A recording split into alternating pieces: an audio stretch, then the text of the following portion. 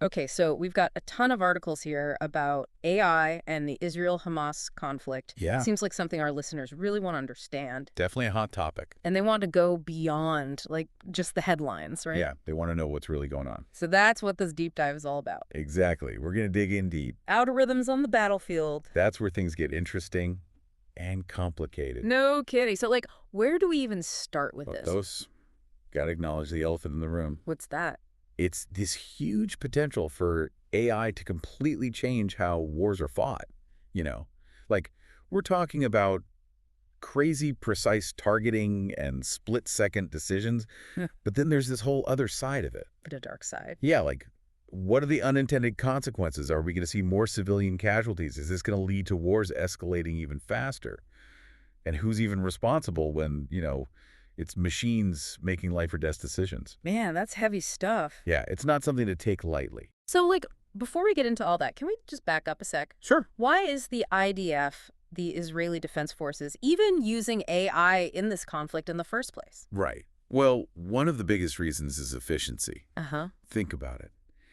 There's just so much data flying around in a modern war, satellite images, drone footage, signals intelligence. It's overwhelming. Yeah, I can imagine. Humans just can't process all that fast enough to make good decisions. Yeah. But AI can. So it's like having this, like, super analyst working 24/7. Exactly. It's Right. like giving commanders this real-time view of the battlefield that they've never had before. Wow. One of the articles even talked about how the IDF is using AI to pinpoint potential rocket launch sites based on satellite images, Really? like predicting where attacks might come from. So in theory, that could help protect civilians. That's the idea, yeah. But of course, there's always the flip side. What do you mean? What if the AI is wrong? Oh, yeah. That's a scary thought. It's a real concern. Like, what if it misidentifies a target? Algorithms are only as good as the data they're trained on. So if there's bad data, the AI can make bad decisions. Exactly. Yeah. And potentially deadly ones. Yikes. Okay, so we're already getting into some tricky territory here, the potential for things to go wrong. Definitely. We'll definitely get to all that. But before we do, I'm kind of curious about another side of this. Okay, what's that? You mentioned saving soldiers' lives. Right. That seems like a big deal, right? Huge. Think about it. Sending a robot into a dangerous area to, like, dismantle a bomb instead of a human soldier, Oh, I see. or using drones for reconnaissance in hostile territory. Mm-hmm. Those are things that are super risky for humans, but AI can potentially take on those roles. So it's not just about strategy, it's about protecting the people on the ground. Exactly. Minimizing casualties, Okay, yeah, that's a powerful argument for using AI in this conflict. for sure. But I'm guessing it's not that simple, right? You're right. There are always going to be trade-offs, nuances we got to consider. Yeah. But before we dive into all that, Maybe you should give our listeners a chance to, like, catch their breath for a sec. good idea. Yeah. I think we've laid some good groundwork. We can really start digging into the tougher stuff now, Hmm. the stuff that's, a little less clear-cut. I'm ready when you are. Okay, so we've been talking about the IDF's rationale for using AI.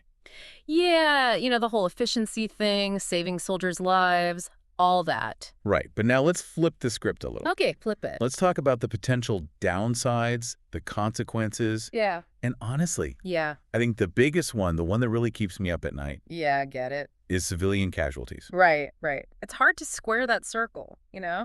AI is supposed to be this, like, super precise tool, Right. but then there's this very real chance that it could mess up and hurt innocent people. It's a huge dilemma. And actually, one of the articles we read, it talked about this incident where an AI system misidentified a civilian vehicle as, like, a threat. Oh, wow.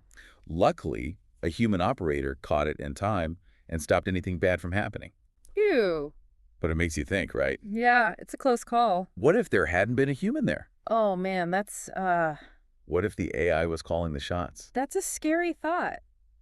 And it's not just about, one-off mistakes. What else then? There's also the issue of bias in the algorithms. Oh, right. These things are trained on mountains of data. Right. And if that data itself has biases, the AI is going to pick those up. So, like, human prejudices can get baked right into the system. Exactly. It's not like AI is just this neutral, objective force. That's a good point. It reflects the biases of the people who create it, the data it's fed. Which brings us to, well, this is another thing that worries me. Okay, what's that? Escalation.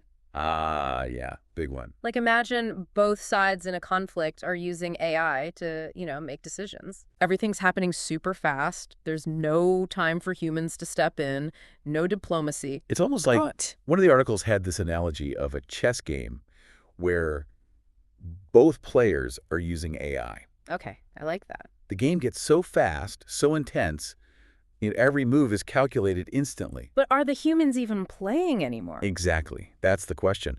Are they just pawns in this AI-driven game?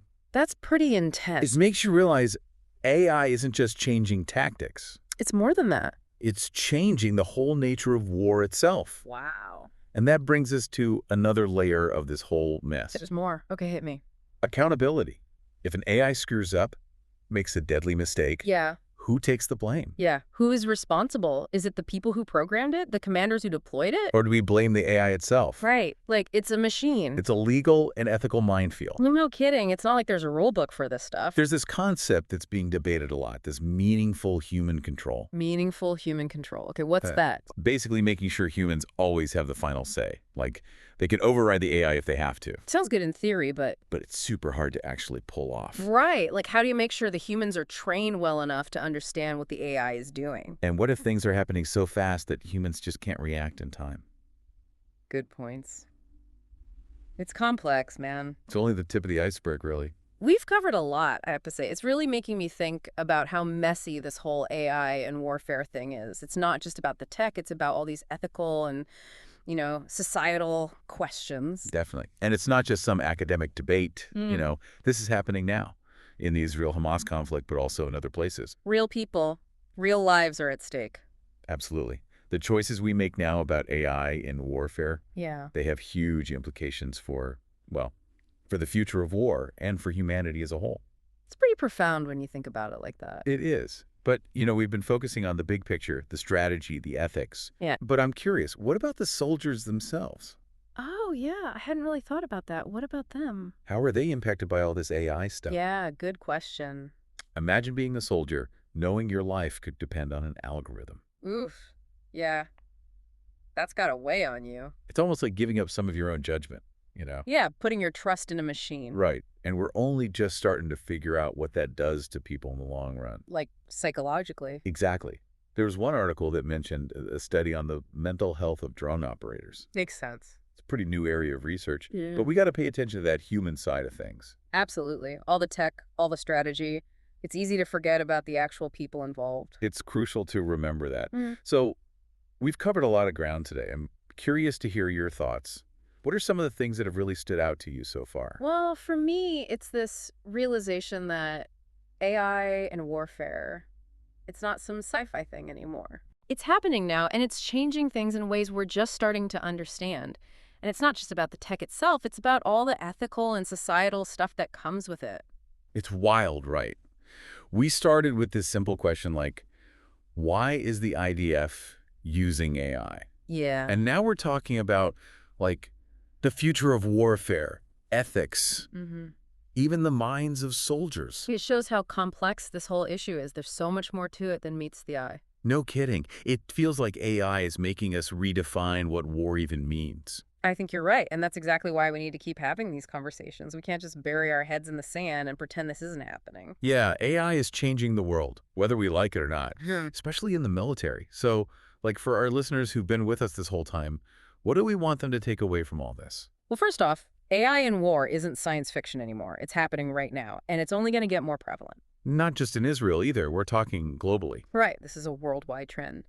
And the thing is, it's not just about, making weapons smarter. Right, it's bigger than that. It's about changing the whole way wars are fought, how decisions are made, even what it means to win or lose. Right, and with all that power comes a ton of responsibility. We've got to be careful with this stuff. Exactly. We talked about all the potential problems, the risks to civilians, the whole accountability question, what it does to soldiers. Yeah, and there's no easy answer, is there? It's not like we can just ban AI from war.